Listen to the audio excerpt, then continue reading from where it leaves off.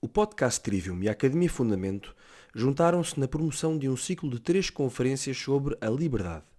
A primeira conferência teve como tema os fundamentos da liberdade cristã e contou com os oradores Hugo Chelo, que nos falou sobre o conceito de liberdade nos antigos, e Mário Rosa, que expôs o conceito de liberdade à luz da revelação cristã. Convidamos a que sigam o Instagram da Academia Fundamento para que possam estar a par das próximas conferências, bem como do retiro intelectual que irão organizar no final de julho. Esperemos que gostem.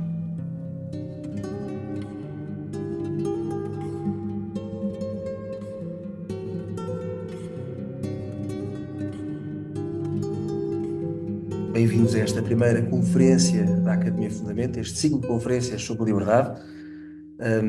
Já agora, o meu nome é Vasco Almeida Ribeiro, faço parte da Academia Fundamento. Em primeiro lugar, queria fazer alguns agradecimentos. Agradecer à paróquia de Santa Joana Princesa, na pessoa do seu Padre João Vergamota, que se juntou a nós na promoção deste ciclo de conferências. Agradeço ainda a quantos têm apoiado e colaborado com a Academia Fundamento, nomeadamente a Associação SAL, o CERTA, Centro de Estudos e Recursos de Teologia e Humor, a revista Crítica 21 e o podcast Trivium. Agradeço também a um grupo de jovens, alguns estão aqui presentes, que têm ajudado de forma particular a promover esta nossa primeira iniciativa e as futuras. Depois, no final da conferência, darei nota de quais serão as próximas atividades da Academia Fundamento.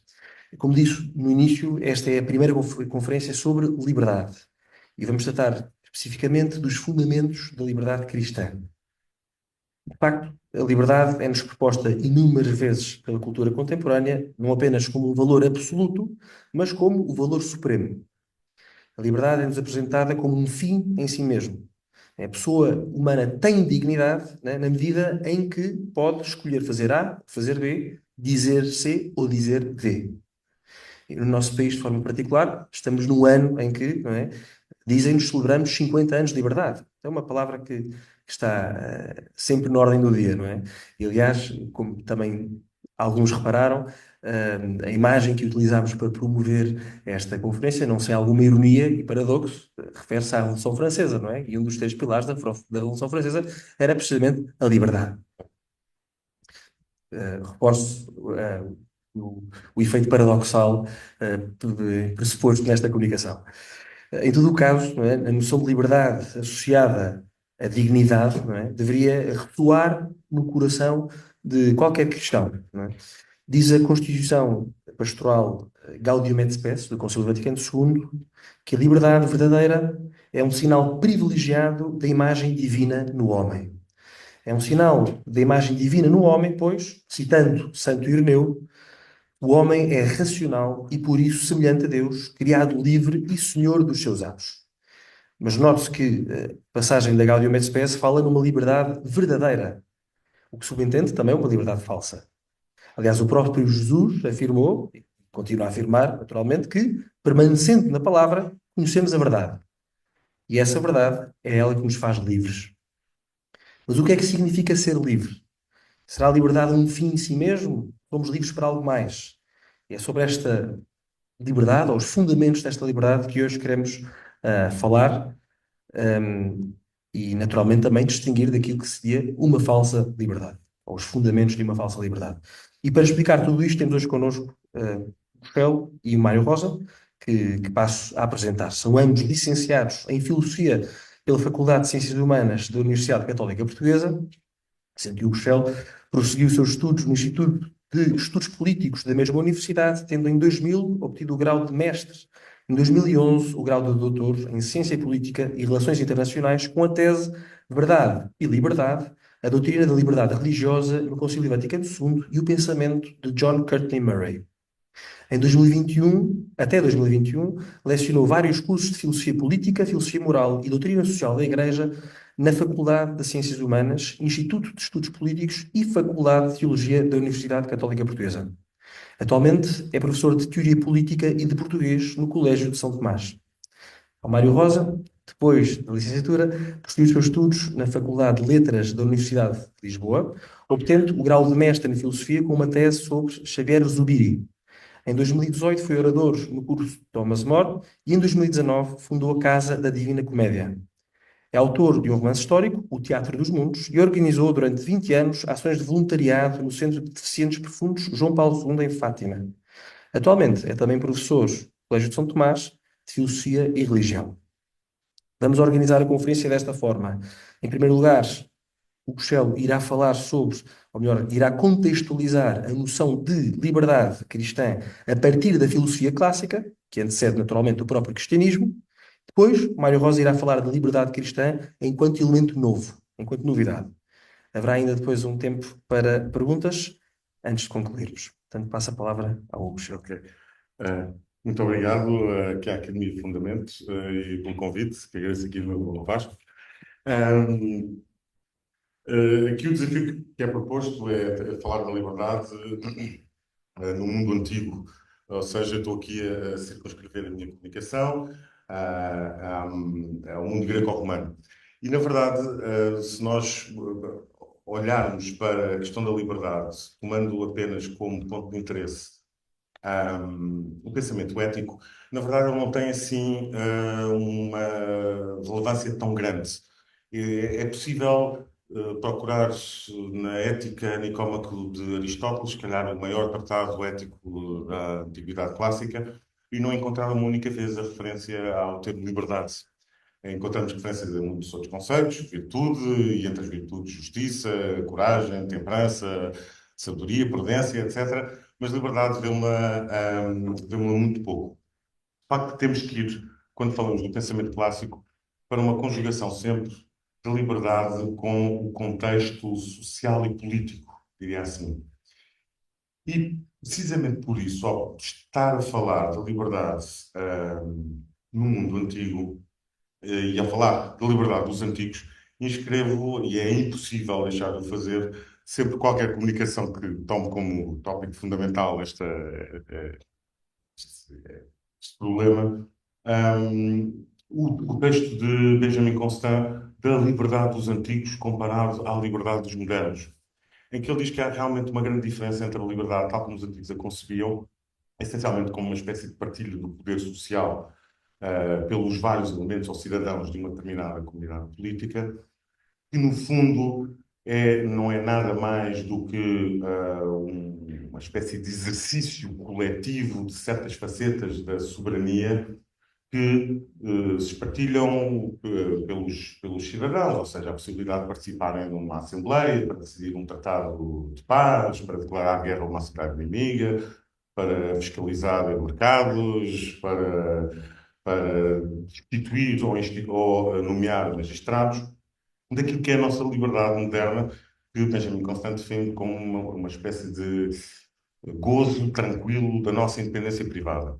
De facto, este conceito, enquanto tal, era totalmente desconhecido dos antigos, e os antigos, de facto, apontam mais para esta noção de participação política como quase sinónimo ou sintoma de liberdade. É assim que Benjamin Constant representa, dado que as cidades antigas tinham uma dimensão reduzida, o impacto que cada cidadão pode ter no governo é imenso, e, portanto, a importância que dariam à independência privada é subalternizada em relação a este desejo de se governar ou de participar no autogoverno da cidade que fazem parte.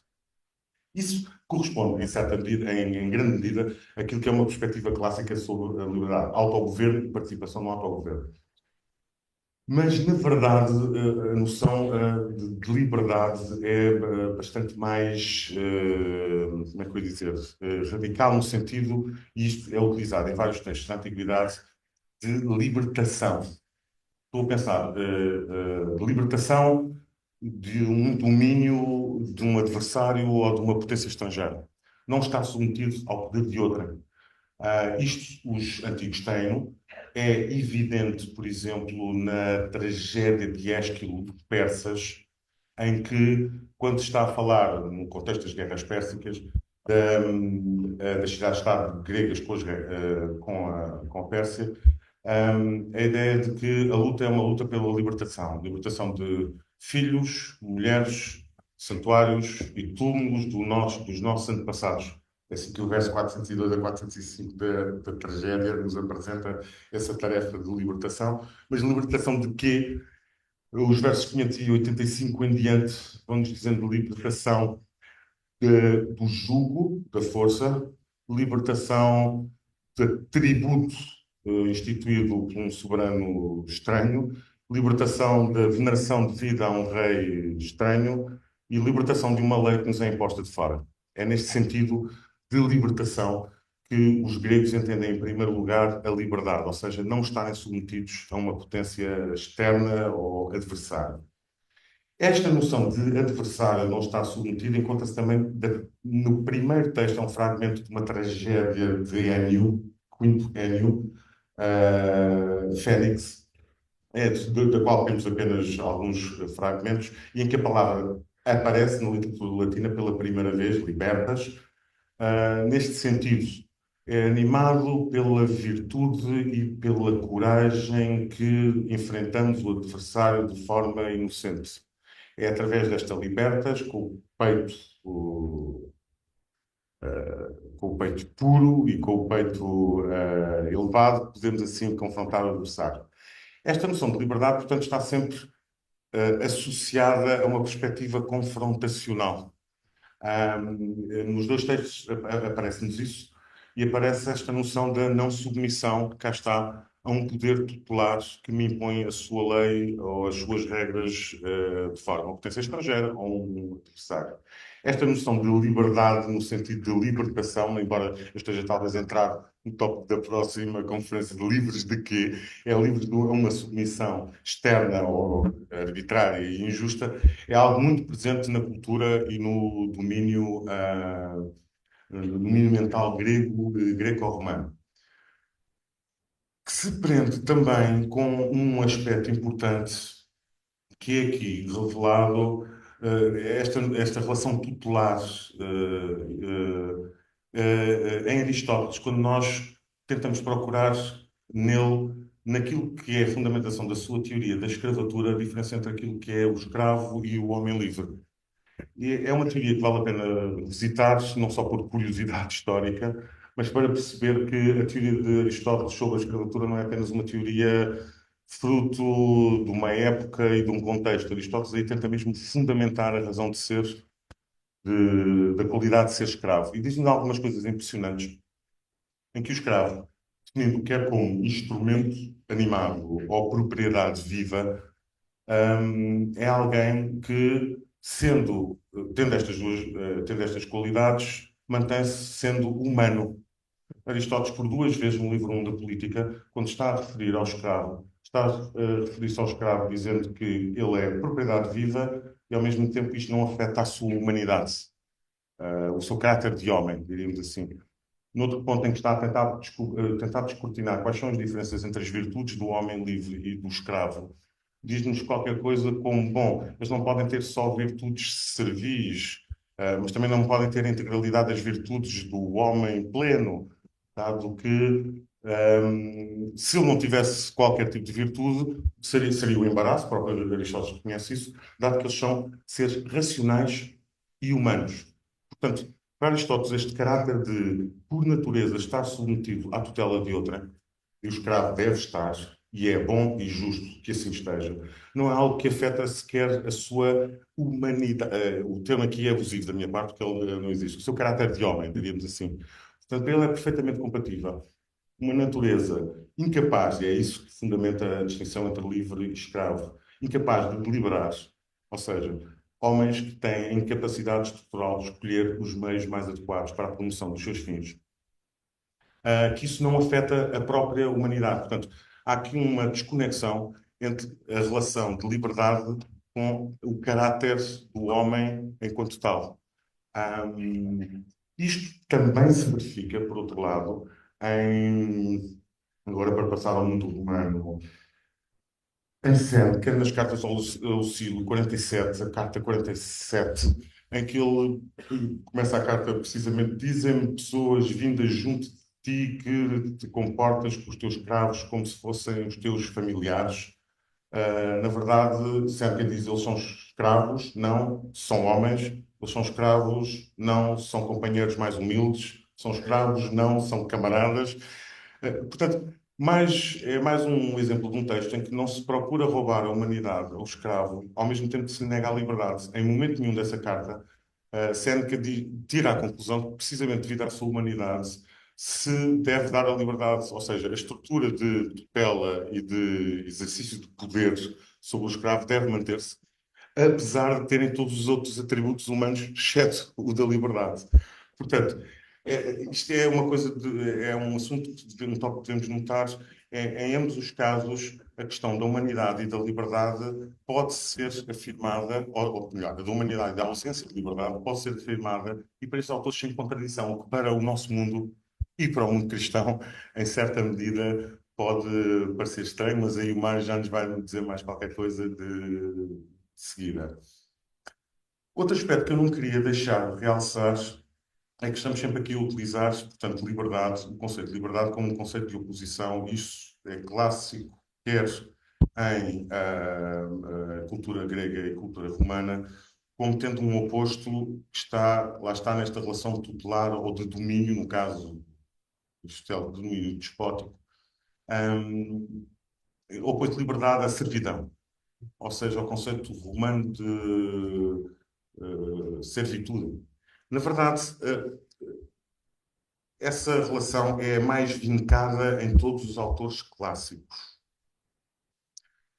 De notar que esta noção de liberdade, a noção de liberdade natural, como por exemplo um Papa Leão XIII nos apresenta na encíclica Libertas Prestantissimo, um dom da natureza que nos é, de alguma forma, inato, e que em certa medida não está nesse texto da Gaudium Expes do Concílio, mas há certos que retomam esta noção, não está bem presente no mundo clássico. Na verdade, e no mundo romano, a noção de liberdade é sempre conjugada com um direito adquirido, direito esse que não nos é inato, direito que é adquirido por fazermos parte de uma comunidade da qual somos cidadãos.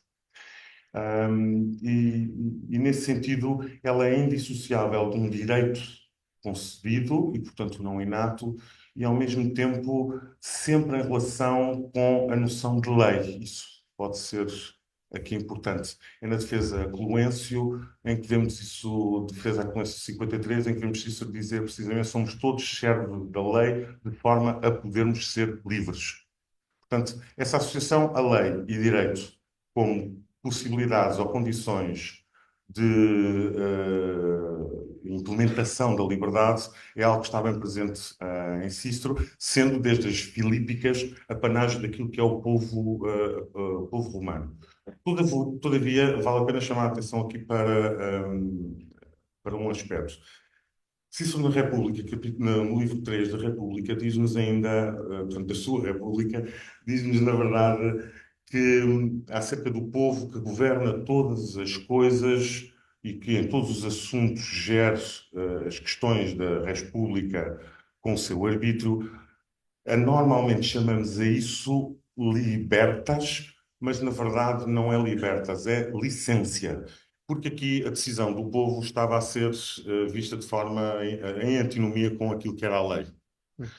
Ora, vale a pena entender que para Cícero isto é muito claro. A oposição clara é entre liberdade e servidão, com certeza, mas também é um meio termo entre duas coisas, entre servidão e licença, da qual também temos essa noção de liberdade que é vista agora aqui quase por todos os autores clássicos com um aspecto ou com uma conotação moral negativa. Talvez o principal culpado disto seja mesmo Platão,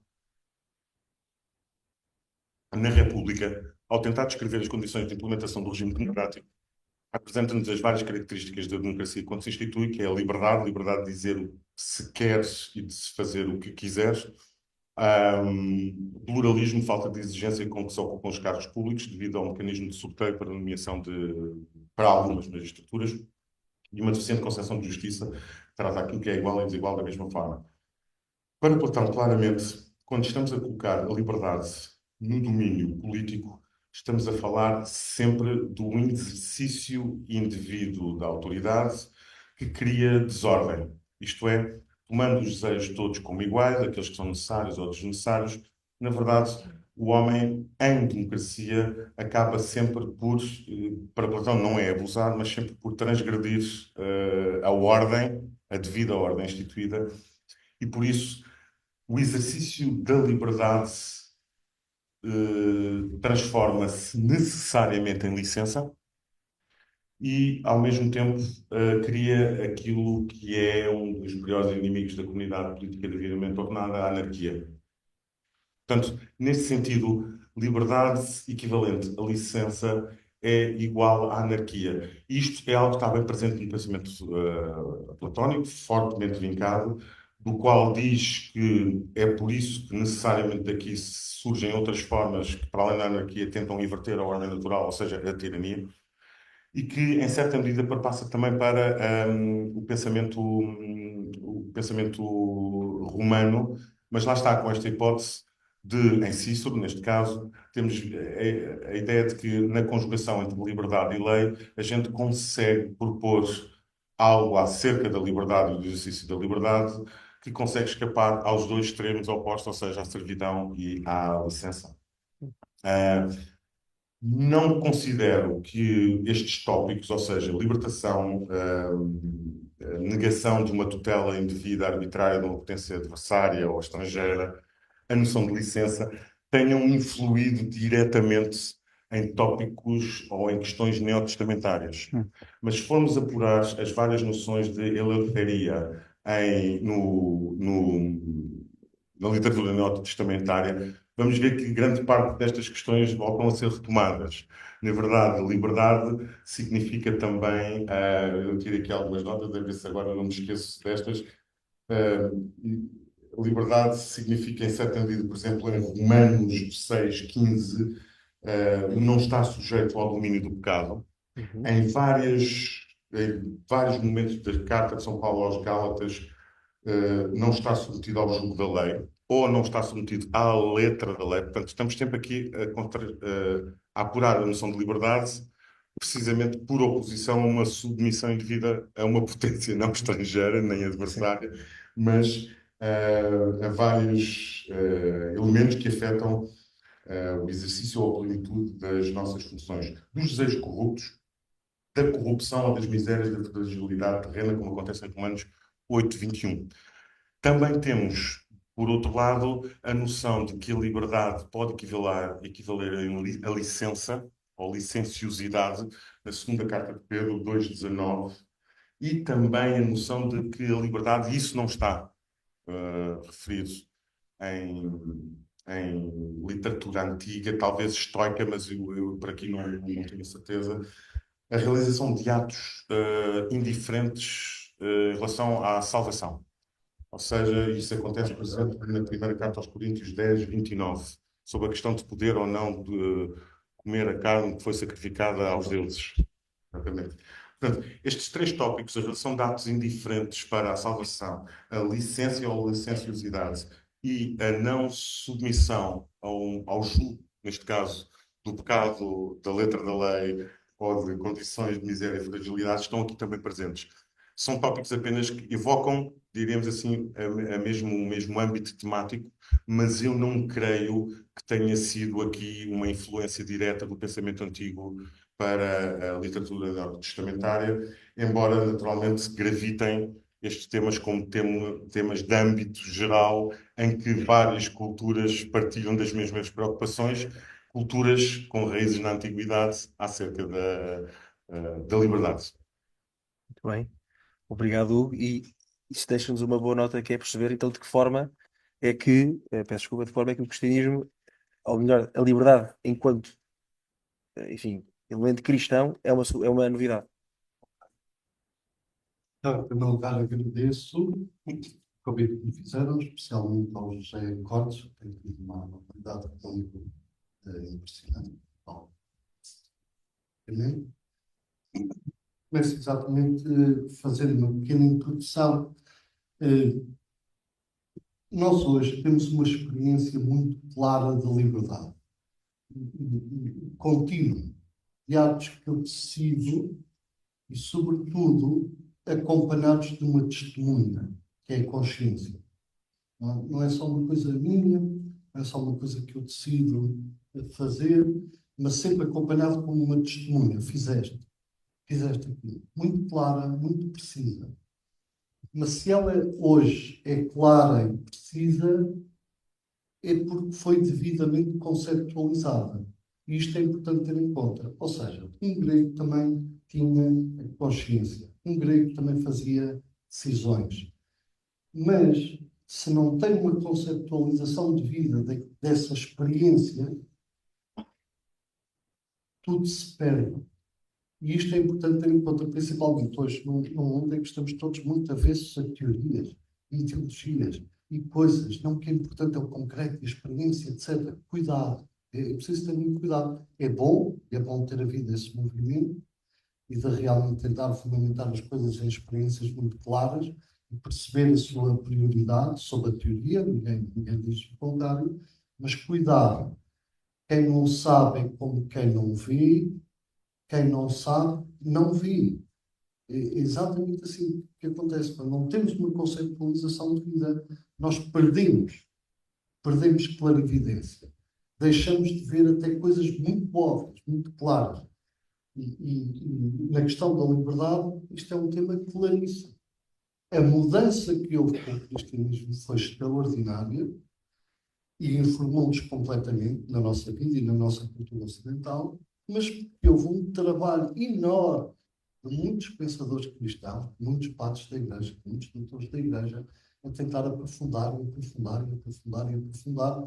e fazer uma constelação conceptual muito clara que nos permite, agora, hoje em dia, em casa, perceber: fiz isto, fiz bem, não fiz mal, mas fui eu que fiz. E era um bocadinho isso que eu gostava de fazer ressaltar aqui. Qual foi o contexto teológico que fez emergir a liberdade inequivocamente? Tinha que surgir, não havia outra hipótese. E começa exatamente com os dois relatos que aparecem no Gênesis, e à vista e a vista, completam-se muito bem aqui, em que, por um lado, se afirma que o homem é feito à imagem e semelhança de Deus. Já veremos que depois toda a Bíblia vai interpretar este pedaço, como os padres da Igreja aprofundaram nesta afirmação, que nunca mais foi deixado de lado e sempre constantemente retomada. E depois, aquela que nos parece um bocadinho mais de crianças, mas é muito profunda. Deus modelou o homem do barro da terra e soprou, insuflou o Espírito. Nós realmente acreditamos que a liberdade e a inteligência são dons de Deus, mas diretos. Significa que em cada concepção tem que haver uma atuação de Deus direta, de algo que a natureza não consegue replicar. Não dá. Eu tenho um amigo meu que me diz: Mário, tu acreditas mesmo nessa parte? Quer dizer, isto é mesmo, quer dizer, Deus em cada concepção está lá a infundir a alma, etc. Tu acreditas mesmo nessa parte? Quer dizer, claro que acredito. O problema é que nós, hoje em dia, o que entendemos por inteligência e liberdade está tão mal interpretado que até parece uma coisa banal. Mas é uma coisa absolutamente inacreditável. E começo exatamente por essa questão da liberdade. Desde o princípio, lemos no livro do Eclesiástico, uma reinterpretação desse início. Desde o princípio, Deus criou o homem e o entregou à sua própria decisão. E isto aqui é um milagre inacreditável que eu gostava de chamar a atenção. Olha bem, ninguém não leva a mal. Mas, quer dizer, quando nós vemos fotografias do cosmos, etc., da grandeza infindável, ficamos completamente, sentimos muito pequeninos perante essa imensidão. Cabe para nós que ninguém nos ouve, não contamos isto a ninguém, mas são calhaus. Sério, aquilo não passa de calhaus, muito grandes, nunca mais acabam, e que as pessoas passam logo da quantidade para a qualidade num segundo. É que incrível, aquilo sublime. Está bem, mas não deixa de ser calhaus, pensa nisso. O que é realmente inacreditável é um Deus omnipotente que cria outrem e dá a capacidade a esse outrem de ser livre, de o entregar à sua decisão. Isto é um mistério tão grande. A pessoa só pode dizer, isto só Deus, não há outra hipótese. Digam-me sinceramente, mas isto só Deus.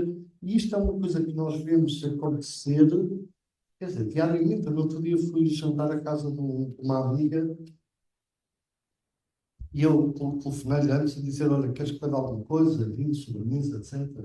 E ela só disse, olha, estás paciência, porque a minha filha de poucos anos, não sei, ok, aprendeu a dizer não. E eu depois assisti. Queres vir para aqui? Não. Queres vir cá? Não. Queres comer? Não. Queres isto? Não. A mesma criança comeu ali um bocadinho da liberdade, experimentou, ui, já não quer largar por nada. Mesmo à custa do absurdo de dizer não a tudo. A tudo. É impressionante.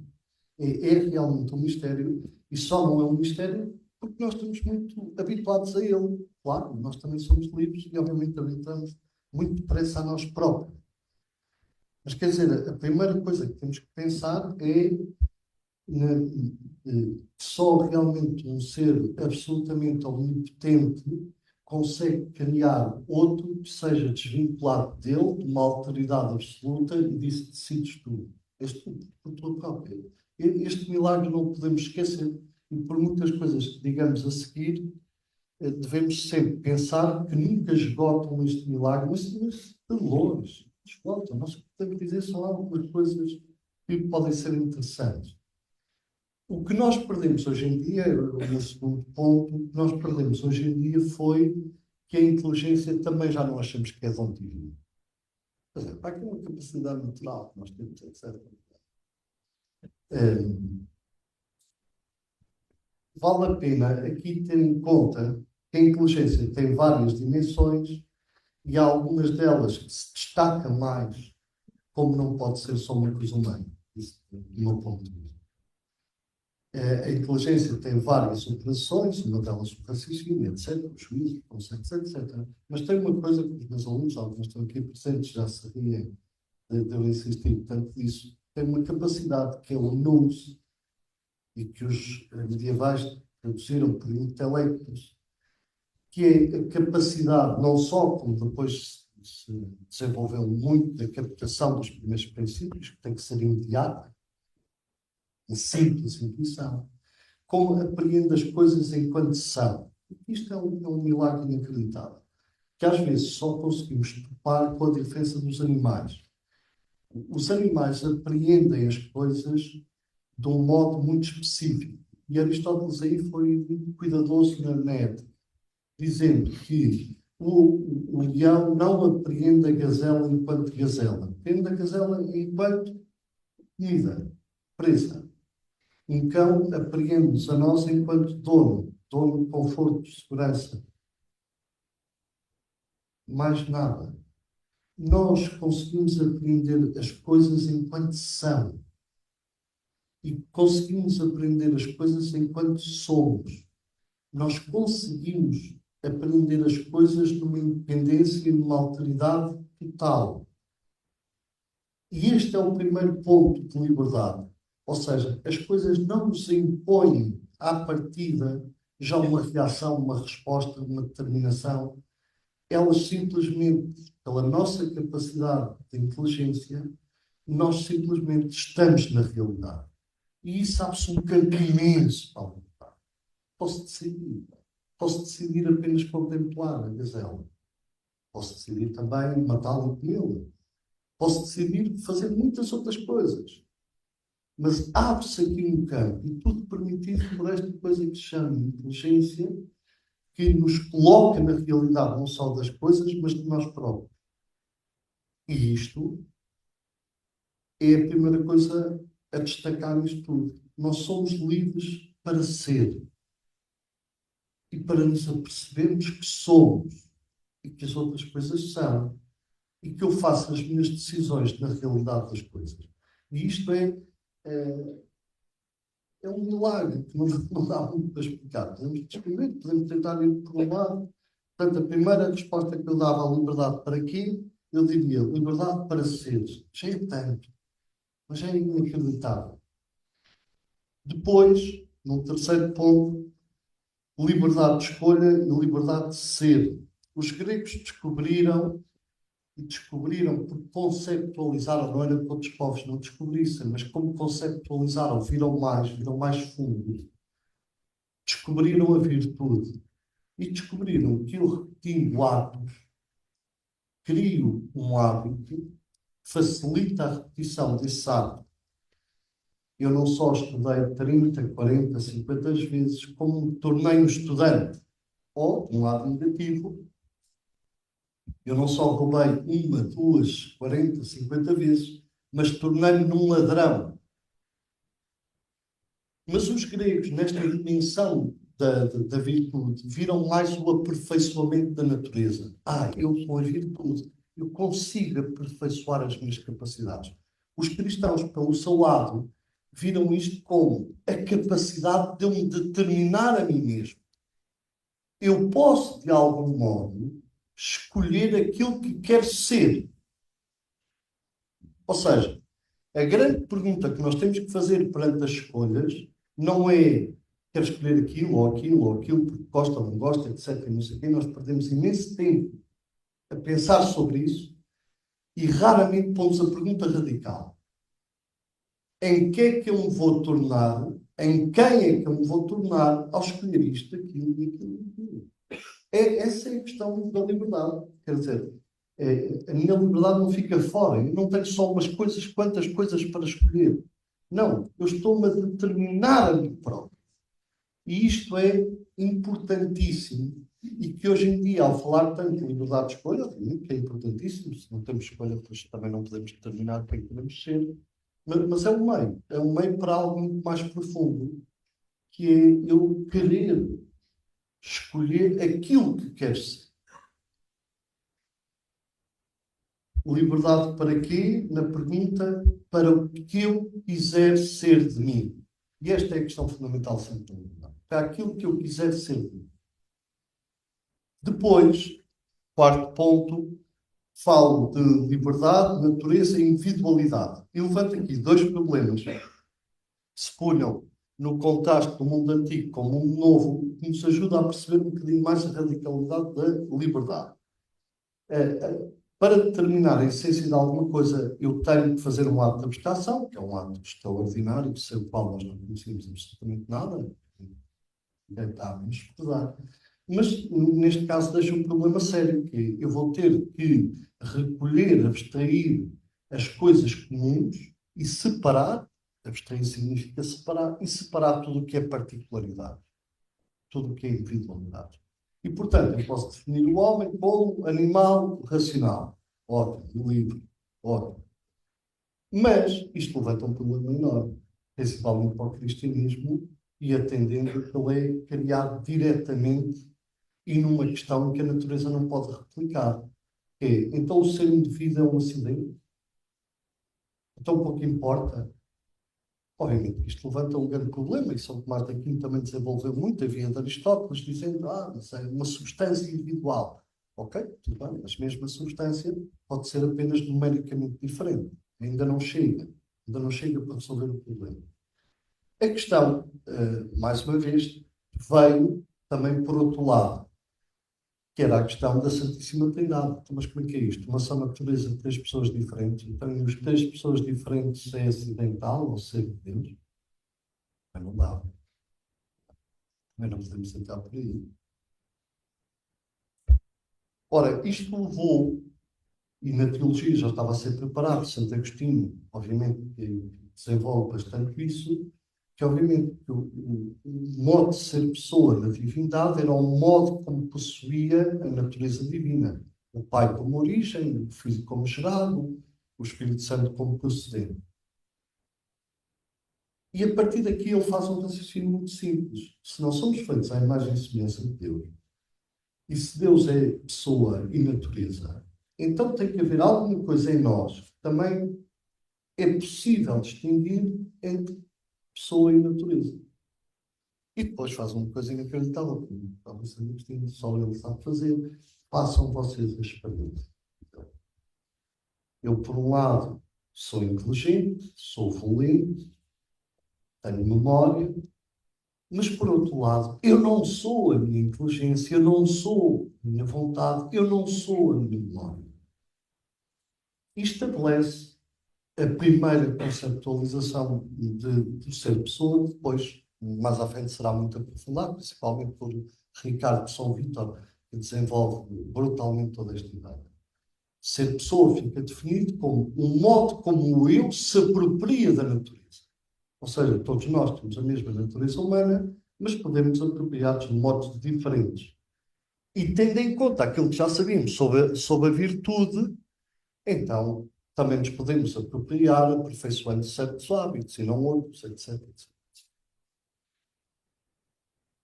Isto significa que ser pessoa a liberdade fica individualizada, é aquela pessoa que decide, e no modo em que ele quer modelar ou se apropriar da sua natureza e dos acontecimentos da sua vida. Isso vai ser definido por ser pessoa e ela é que é livre. Por fim, ainda faltam 3 minutos. Liberdade e realização. Então, e voltamos à primeira caracterização do homem, feita à imagem e semelhança. Isto levanta um problema terrível, porque nós o que estamos a dizer com o homem ser feito à imagem e semelhança de Deus significa o seguinte: a verdadeira identidade do homem não está nele, está em Deus. Porque o homem é feito à imagem e semelhança de Deus. Portanto, o homem fundamentalmente é relação. E isso até Agostinho encontra-se com um problema tremendo. Se a relação para Aristóteles é acidental, ou seja, se eu desenhar um ponto em cima e outro em baixo, eu posso apagar este ponto, pô-lo em cima, a relação fica diferente, mas não afeta nenhum dos relatos. Continuam a ser ambos pontos. Mas eu tenho tipos de relações que são diferentes, são constituintes. Ou seja, eu defino o pai exatamente por ter um filho. Defino um filho exatamente por ter um pai. Ou seja, eu defino pai por algo outro. E defino filho por algo outro. Ou seja, eu tenho uma relação constituinte. E Santo Agostinho quer, obviamente, dar ao Ocidente de relação um caráter constituinte e quer-nos dizer, não, a nossa relação com Deus não é acidental, antes pelo contrário, é constituinte. Nós sem Ele não somos nada, somos um ser de relação. Se somos então um ser de relação, o que é que isto significa? Significa que eu não estou fechado. Eu não sou como as pedras, estou feito, acabou. Não. Eu estou em relação com, e eu constituo-me em relação com. E isso abre um amplo espaço da liberdade, que vem coincidir com o conceito de pessoa. Por isso, é que para os hebreus, a audição tem muito mais importância que a visão. Porque na visão eu tenho o objeto sempre presente aos meus olhos, de modo eu não posso ver. Mas na audição eu posso ter o som do objeto sem o objeto estar presente. E isso o que é que significa? Significa que eu tenho que me levantar. Se alguém me chama mar, lá de fora, eu tenho que me levantar e ir até. Eu tenho que fazer qualquer coisa. Eu tenho que realizar qualquer coisa. E nesse sentido, o cristianismo obviamente aprofundou logo no conceito de quê?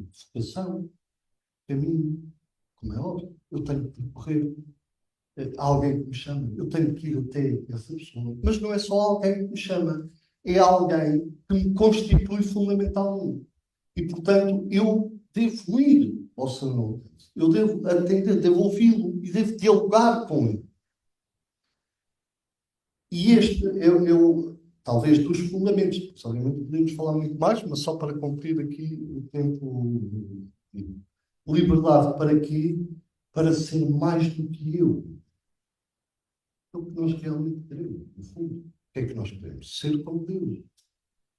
Nada, mas absolutamente nada nos pode satisfazer. O que é que queremos mesmo? Ser como Deus. Não. Mas percorrendo o caminho de vida, mas correndo o caminho e viram andando a fazer aldrabices como os nossos primeiros pais caíram. Mas a ideia fundamental é o que eu quero mesmo é sempre superar-me, autotranscender-me, porque isso já foi assim no princípio. Porque eu sou a imagem e semelhança de Deus. Eu sou muito mais do que eu. E como sou relação, eu tenho um percurso a fazer e uma escuta a fazer e um diálogo a fazer com Deus e com os outros.